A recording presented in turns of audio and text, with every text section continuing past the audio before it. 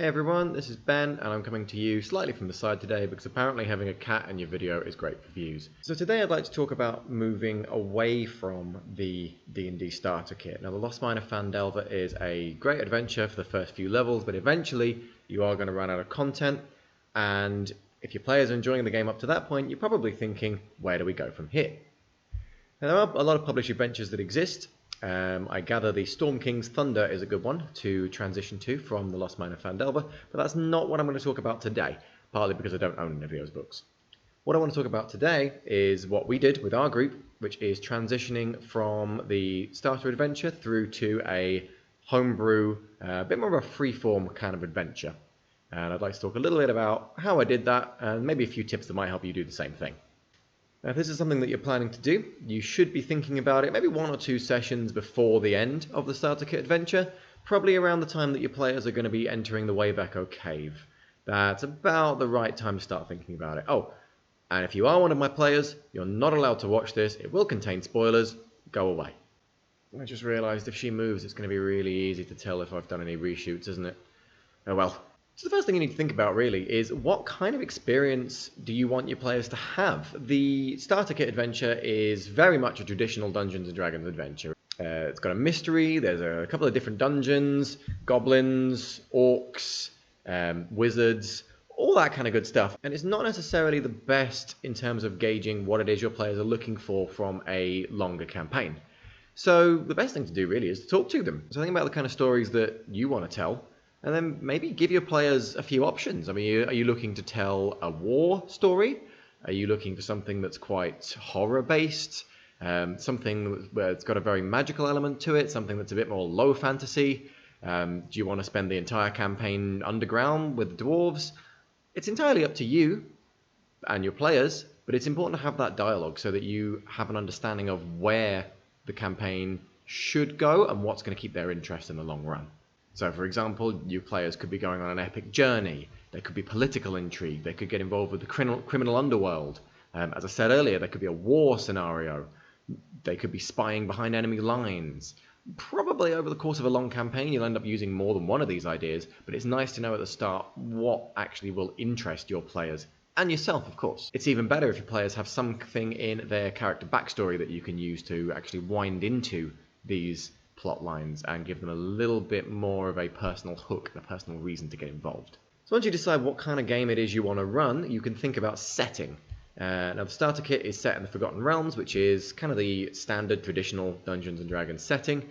That's great for a lot of reasons. Personally, I chose to stick with that setting. Quite a lot of that has to do with the fact that I'm a big fan of the Baldur's Gate and the Neverwinter Nights series of games. So I had a bit of a personal investment in wanting to explore a bit more of that region and some of the stories in that area. If you do decide to stick with the Forgotten Realms setting, then you do have an advantage in that there are decades, millennia even, of histories written that you can use and wind into your game. There's a full pantheon of gods. Kind of half of the world creation is done for you in that regard, although of course there's no reason why you couldn't make a few changes if you wanted to.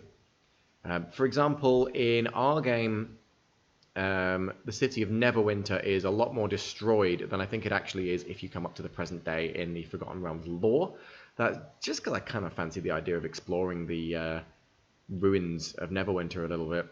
But that obviously gives you the opportunity then to find plenty of maps, images, characters even that you could use. Some of the famous Forgotten Realms characters could always come into your game. If you want to move to another setting, however, that's also entirely possible. The town of Phandalin does exist canonically just down the road from Neverwinter, but it doesn't have to. You could very easily move it or the city of Neverwinter to somewhere else in the world or an entirely different setting. Or you could find some reason that your players would need to travel, either traveling a long distance or just moving to another plane of existence entirely. When it comes to preparing them for that first homebrew session, don't feel like you need to be George R.R. Martin from day one. You're not really going to be creating this incredible fantasy epic straight away, and you probably shouldn't be either. I mean, the starter adventure is quite involved, and you're going through a lot of related occurrences, and personally, I think it's nice if the players get a little bit of downtime after that, because it's quite a stressful adventure. A little bit of downtime, maybe complete a side quest or two before launching into some kind of larger multi-session storyline, which is actually where my players in my game are coming up to right about now. They've had a couple of sessions of side quests, and things are going to get a little more ramped up from there. I also think it's nice if you can have a few side quests that are not necessarily related to a main storyline, or not necessarily related to each other at any rate, because that makes the world feel a little more realistic in my eyes. Not everything that happens is going to be related to the big evil wizard in the mountain or whatever your main plot seems to be. The other thing you can do, of course, is that you can reuse content. So the starter kit adventure comes with a few side quests that actually my players didn't get to when we played through it originally. So the town of Thundertree, for example, they didn't visit. Agatha's lair, never even touched it. And there's nothing stopping you from reusing these locations and reusing this content later down the line. Although if they've leveled up a little bit, you might need to tweak the difficulty a little bit to keep things interesting.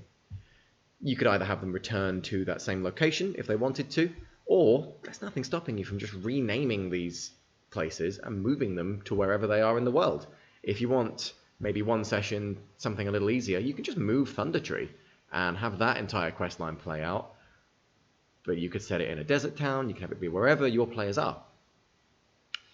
The other thing you can do if you're looking for quest inspiration, there's absolutely nothing stopping you from taking plot lines from TV, movies, games, books, whatever it is you're into. If there's a cool story, cool character, cool quest that you think you might want to use, bring that in. It's even better if your players don't know about it, because then you look like you're really creative. There is a hook included in the starter kit adventure which allows you to lead directly into something else. So it's in room 14 of Wayback Cave. You find a book with a map sewn into one of the covers. And it actually says specifically in the book, this map leads to a dungeon of your own choosing.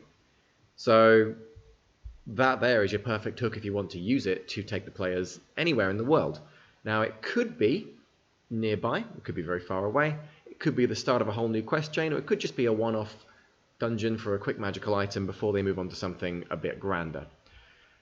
And by the time we reached this area, I already knew that I wanted to do something a bit more urban, and I wanted my players to spend a few sessions in a city, probably in the city of Neverwinter.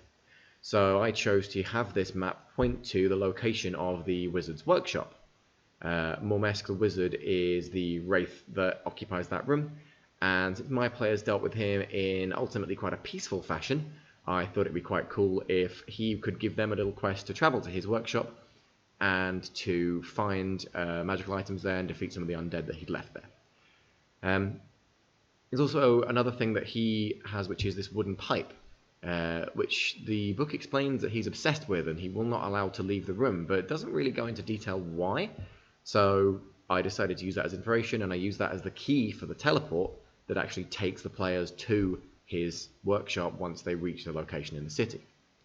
So that little side quest kind of half wrote itself, because I had the hook, all I needed to do was fill in the back details. And actually that went really well, and that was a session that they really enjoyed. It's also important to pay attention to the things that your players latch onto and the things that they've enjoyed with the campaign so far. One thing in particular that I thought was really interesting was the side quest, the Old Owl Well, where Harmon Cost, the wizard, is looking for some kind of magical artifact. My players for quite a while were obsessed with the idea that maybe he was behind a lot of what was going on, and that the fact that they let him slip through their fingers was something they were quite upset with themselves about for a little while. So in my mind, I'm thinking, well, why not make use of that? I can use this character, he's my character now, so he's going to be showing up in a few sessions' time, and I think that's going to be really interesting, because that was a couple of months ago, so I'm curious to see how much they remember of this character. Other NPCs in the area they might form different relationships with, so my players actually formed a really intense relationship with the Dendrar family that are rescued from the Red Brand hideout right towards the start of the starter adventure. And we've got into this kind of situation where our fighter is actually teaching their teenage daughter how to be a fighter. And they have these sort of regular training sparring bouts. This is something that I never could have planned for, but it's fantastic, and it's great fuel for ideas moving forward. So this character that is that's learning to be a warrior depends what happens in the world, but if there's a war and she knows how to fight, might she go to war? Possibly. She may be called to defend her hometown, and these would all be things that would be consequences of the player's actions in those early sessions. And I haven't quite decided where that's going yet, but I think whatever happens, it's going to be something that's going to have a real emotional impact, particularly for this particular player. So if your players have anything that they've really latched onto, crazy theories they've come up with or anything like that, think about how you can include those. And a lot of DMs who've been playing for a long time will have city maps, world maps, battle maps, everything already created, ready to go. That's a lot to do, especially when you're just starting out. So what I would recommend instead is that you use resources that are available to you. You can find maps online. Reddit is a great resource. There are also websites and tools that you can use to create your own maps if that's something that you're looking to do. To be honest, this is probably a topic for a separate video, but I will leave a few links in the description just so you can have an understanding of the kind of things that are out there. So imagine my surprise when I came time to edit this video and I realized that I forgot to ask you to like and subscribe the video. What kind of video maker am I? Sorry, what the...